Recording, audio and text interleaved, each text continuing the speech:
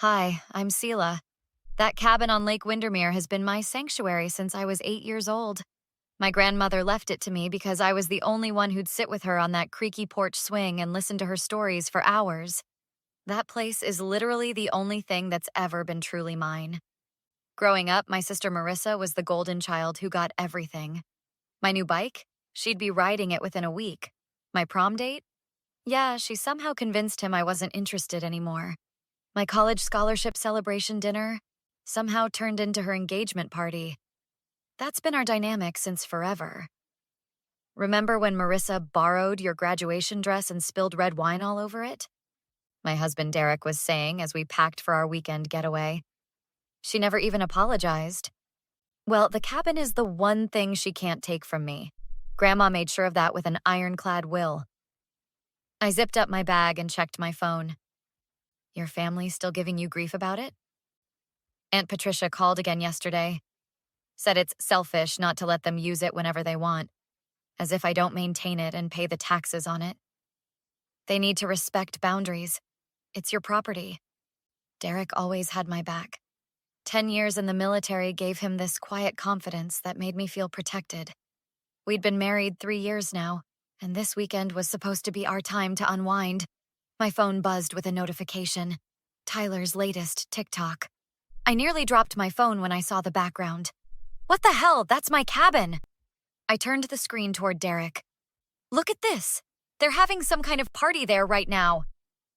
The video showed at least 30 people crowded into my living room. Someone was standing on my grandmother's antique coffee table. Red cups everywhere. Marissa clearly visible, playing hostess. How did they even get in? Derek was already grabbing his keys. Marissa must have made a copy when I let her borrow the key last Christmas. The 2-hour drive to the lake was tense. With each mile, my anger grew. When we pulled up, cars lined the narrow dirt road. Music blasted from the cabin, and people I'd never seen were lounging on my dock. I can't believe this. My hands were shaking. I'll handle it. Derek's jaw was set as we approached. Inside was worse. The place reeked of spilled beer. Someone had knocked over the shelf of my grandmother's porcelain figurines. Aunt Patricia was in the kitchen mixing margaritas in my blender. Sela, what a surprise! Marissa sauntered over with a drink in hand. You should have told us you were coming. It's my cabin. Why would I need to tell you I'm coming to my own property? Don't be so uptight. Family shares things. She waved dismissively. Who are all these people? And is that guy smoking inside? Just some friends. Vincent invited his work buddies.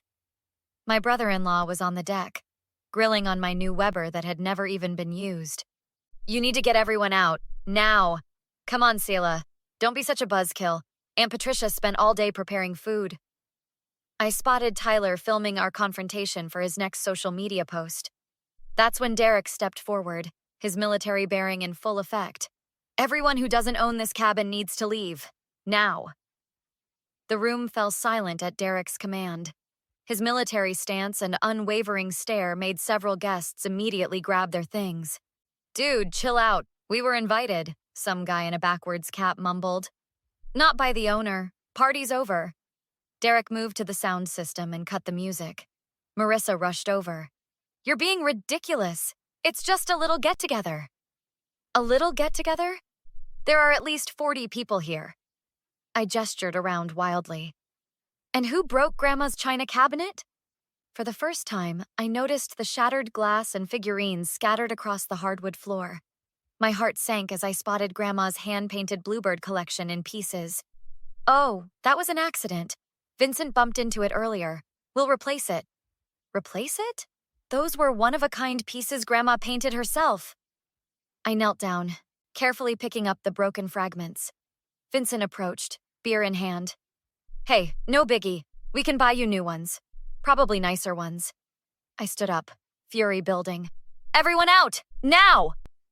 Derek took charge, moving through the cabin room by room, firmly but politely escorting strangers out. Some apologized, clearly unaware they weren't supposed to be there. Aunt Patricia cornered me in the kitchen. Your grandmother would be so disappointed in how unwelcoming you're being. She always wanted this place to be filled with family. Don't you dare tell me what my grandmother would want. She specifically left this cabin to me because she knew everyone else would trash it exactly like this. We're family, Sela. Family shares. Your grandmother understood that. Family respects boundaries. Family asks permission. I opened a drawer to grab a trash bag and froze. Where's Grandma's silver? Aunt Patricia suddenly became interested in wiping down the counter. Marissa thought it would be safer at her house. This place is so isolated. I stormed back into the living room where Marissa was reluctantly gathering her things. You stole Grandma's silver? Are you kidding me? I didn't steal it. I'm keeping it safe. Besides, you never use it. That's not the point. You took it without asking. While Derek continued clearing out the last guests, I noticed Tyler going through my bedroom. What are you doing in my room? He jumped. Just looking for my phone charger? In my jewelry box? I snatched it from his hands, noticing immediately that my grandmother's pearl earrings were missing. Where are they? Where are what? He avoided my eyes. The pearl earrings that were in here. No idea what you're talking about. I grabbed his backpack and dumped it on the bed. Out tumbled the earrings, along with several other pieces of my jewelry. I was just borrowing them for my girlfriend? While dealing with Tyler, I overheard Marissa and Vincent talking on the porch. She's being so dramatic. We need to convince her to sign the cabin over to the family trust. Your mom said if we keep using it regularly, we can establish some kind of possession rights. Aunt Patricia thinks we should get Sela to agree to a timeshare arrangement first. Once we're co-owners on paper, we can push her out completely. I couldn't believe what I was hearing. I silently backed away and bumped into a side table, sending a lamp crashing. Marissa and Vincent whirled around. How long have you been standing there? Marissa's face flushed. Long enough to hear your little scheme. You're trying to steal my cabin? It's not stealing if it should belong to all of us in the first place? Derek appeared beside me. I've called a locksmith to come first thing tomorrow. We're changing every lock and installing a security system. You can't do that, Aunt Patricia protested, joining us. Watch me. This is my property and you've all proven you can't be trusted. I held up my phone. And I've been recording this entire conversation about your plans to steal my inheritance. Marissa's face turned pale when she realized I'd recorded their scheme. After they left, I called my friend Natalie, who worked as a private investigator. She arrived the next morning while the locksmith was finishing up. This place is a disaster zone, Natalie whistled as she surveyed the damage. And they stole stuff too. I need solid proof it was them before I take this further. Smart move. Family disputes get messy without evidence. Natalie began documenting the damage. Derek called from the kitchen. Look at this. He held up the spare key drawer containing 3 different copies I hadn't made. They've been making duplicates. And check the sticky note under the drawer. That's the security code written down in Vincent's handwriting. Natalie bagged the note as evidence. Let's see what they've been saying online. We huddled around her laptop as she pulled up Marissa's social accounts. My blood boiled seeing posts captioned, "Spending the weekend at my lake house," showing her lounging on my dock. Check out Tyler's TikTok, Derek pointed. The video showed Tyler giving a tour. My cousin thinks this is her private property, but possession is 9/10 of the law, am I right? They've been using it regularly without your knowledge, Natalie said. Wait, what's this? She clicked on an event page Marissa had created. Lakeside Wedding Venue Open House, $50 per couple. She's using my cabin for her event planning business? There are already paid reservations. That's straight up fraud, Derek said. We need to set up surveillance, Natalie suggested. They'll definitely try to come back. Derek pulled out his laptop. I've got military buddies in security. We can have cameras installed today. While Derek made calls, Natalie and I found a private Facebook group created by Marissa called Lakeside Venue Planning. Look at this message from Aunt Patricia, I showed her. Once we establish regular use, we can argue that Sela abandoned the property to us. And here's one from Vincent, Natalie pointed. Got quotes from caterers. We can clear $30K hosting weddings here. By afternoon, security cameras with remote monitoring were installed. and Natalie helped me compile all the evidence. Here's what we can do legally. Restraining order based on the break-in and theft, sue for damages, and report the fraudulent business venture. I want to hit them where it hurts, I admitted. Marissa's business relies on her reputation. Aunt Patricia cares about her country club standing, and Vincent's boss would be interested to know he's stealing family heirlooms. Social consequences can be more effective than legal ones, Natalie agreed. Let's draft a plan. As we worked, the security system alerted us to movement at the front gate. On the monitor, we watched Marissa and Vincent drive up, only to find the gate locked with a new keypad. Showtime. Derek smiled grimly. Let's see what they try next.